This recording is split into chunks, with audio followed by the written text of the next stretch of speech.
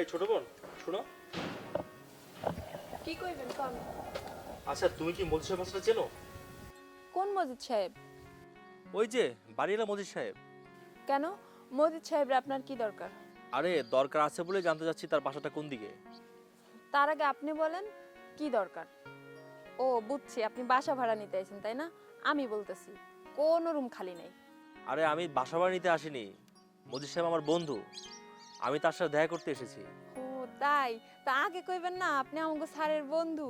শোনেন আমি কইতেছি, এই রাস্তা দিয়ে সোজা যায়া আরেকটা 3 রাস্তার মোড় পাইবেন। তারপর? তারপর ডান দিকে যায় 3 নাম্বার বাড়িটা হইলো আমাগো মজিদ স্যারের বাড়ি। আচ্ছা আচ্ছা, অনেক ধন্যবাদ তোমাকে। তাহলে আজকে আর না যাই, অন্য একদিন যাবো। কেন আজকে যাইবেন না কেন? চলেন না, আজকেই চলেন। আসলে এভাবে খালি হাতে বন্ধুর বাসায় যাওয়া যায় নাকি? চলেন তো স্যার, কিচ্ছু হবে না। আচ্ছা ঠিক আছে, তুমি যেহেতু এত করে বলছো, যাই তাহলে বন্ধুকে সারপ্রাইজ দিয়ে আসি, চলো তাহলে।